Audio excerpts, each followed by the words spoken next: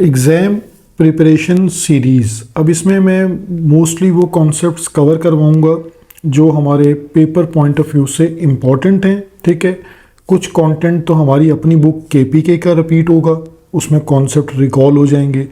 कुछ कराची बोर्ड के recommended important questions हैं। ठीक है, और थर्ड जो है इसमें पास पेपर से जो हमारा कंटेंट है जो पास पेपर के लिए इम्पॉर्टेंट है और पास पेपर में वो क्वेश्चंस आ चुके हैं। ठीक है, यानी लाइक डिफरेंशिएशन है, इंटीग्रेशन है, कोनिक सेक्शन है, यानी जो हमारे पास इम्पॉर्टेंट टॉपिक्स हैं और उनके पास पेपर में कौन कौन से क्वेश्चन आ चुके हैं वो इस एग्ज़ाम प्रिपरेशन सीरीज़ का हिस्सा बनने वाले हैं। ठीक है, तो आप जब अपनी एक बुक केपीके को कंप्लीट कर लेंगे तो तब आप इस टेस्ट सीरीज़ यानी जो मैं एग्ज़ाम प्रिपरेशन सीरीज़ स्टार्ट कर रहा हूँ इसके थ्रू एक तो आप एसएलओ बेस्ड तैयारी कर पाएंगे और एक आप अपने कॉन्सेप्ट्स को चेक कर लेंगे कि क्या आप डिफरेंशिएशन, इंटीग्रेशन, फंक्शंस के जो क्वेश्चन दूसरी बुक्स में हैं या पास पेपर में उसमें क्वेश्चन में कुछ चेंज करके आया है तो वो आपको क्लिक हो रहा है कि नहीं। ठीक है,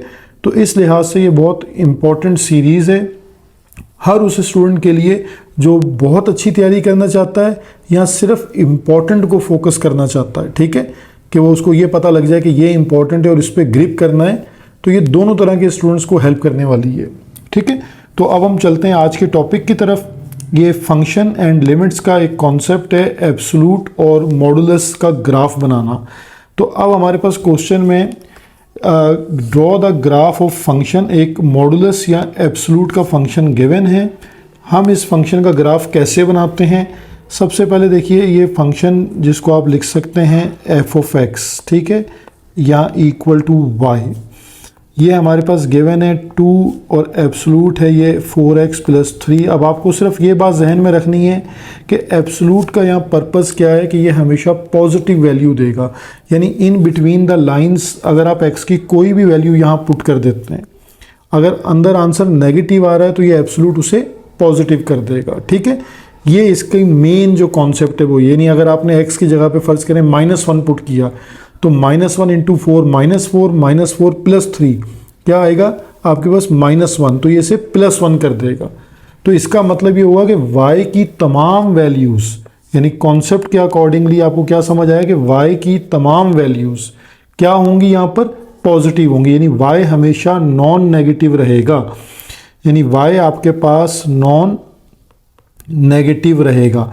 अब इससे एक अहम कॉन्सेप्ट है जो आपको समझाना चाह रहा हूँ, और x की आप तमाम वैल्यूज़ पुट कर रहे हैं। ठीक है, ऑल रियल नंबर्स, ठीक है, क्योंकि आप उसमें नेगेटिव भी पुट कर सकते हैं और पॉजिटिव भी पुट कर सकते हैं।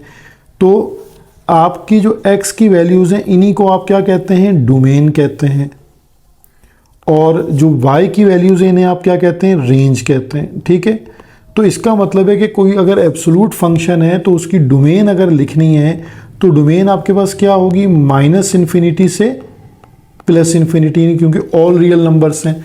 लेकिन जब रेंज है आपके पास वो आपके पास हमेशा नॉन नेगेटिव है, यानी 0 से +∞ की तरफ, क्योंकि वहाँ नेगेटिव नंबर आ ही नहीं सकता। एब्सोल्यूट का यही पर्पस है।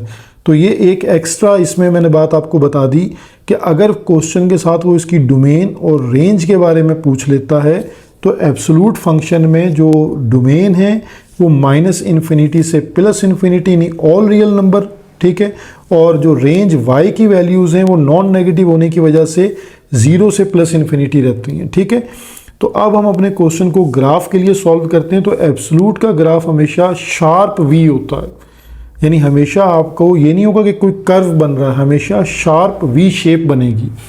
तो अब हम इस क्वेश्चन को देखिए, यहाँ हम x की वैल्यूज़ लेंगे, यानी हमारे पास जो फंक्शन है y = 2 मॉडुलस 4x + 3 और +1, ये हमारे पास फंक्शन है। x की वैल्यूज़ को आपने सपोज करना है, तो यहाँ स्टूडेंट्स कंफ्यूज होते हैं। ठीक है, मैं उसके लिए ये क्राइटेरिया सेट करता हूँ कि आप 0 से कुछ वैल्यूज़ नेगेटिव और कुछ वैल्यूज़ पॉजिटिव इसकी कैलकुलेट कर लें। ठीक है, लाइक अगर आप 0 को सेंटर में रख लेते हैं, ठीक है, या और फिर -1 -2 -3, ठीक है, इस तरह आप इसकी कुछ वैल्यूज़ पुट कर लीजिए और फिर कुछ वैल्यूज़ इसकी +1 और 2 और 3, ठीक है, ये आप वैल्यूज़ पुट कर लें। अब इन पर आप y के रिजल्ट्स अपने with the help of calculator find out कर लें कि x की वैल्यू जब हम -3 पुट करते हैं तो हमारे पास y की क्या वैल्यू बनेगी। तो देखिए ये मैंने अब एक टेबल को कंप्लीट कर लिया है कि हमारे पास जो है वो -3 पर हमें 19 वैल्यू मिल रही है, -2 पे हमें 11 वैल्यू मिलेगी, इसी तरह -1 पे 3 है, 0 पर 7 वैल्यू है, फिर 1 पर हमें 15 वैल्यू मिलेगी और 2 पर हमें 25 वैल्यू मिलेगी और 3 पे 31 वैल्यू मिलेगी, ठीक है। तो ये जब टेबल आपके पास कंप्लीट हो जाता है x और y की वैल्यूज़ में, तो आप देखें y की तमाम वैल्यूज़ पॉजिटिव आ रही हैं, यानी नॉन नेगेटिव वैल्यूज़, आपको क्लियर हो गया कॉन्सेप्ट। अब इनके लिए हम ज़रा ग्राफ प्लॉट करेंगे। तो हम फर्स्ट स्टार्ट कर देते हैं जी, -3 से 19 को प्लॉट करते हैं। तो -3 से 19 ऑलमोस्ट जो है वो आपके पास यहाँ कहीं ये प्लॉट हो जाएगा, ठीक है, यानी -3 से 19, ठीक है, ये हमारे पास ये वैल्यू यहाँ प्लॉट हो जाएगी। 19 को थोड़ा अप्रॉक्सीमेट फिगर बनेगी, लेकिन आपको कॉन्सेप्ट क्लियर हो जाएगा।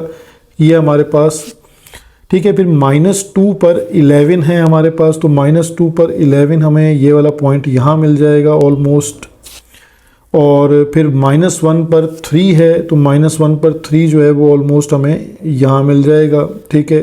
तो ये देखिए बिल्कुल स्ट्रेट लाइन बन रही है।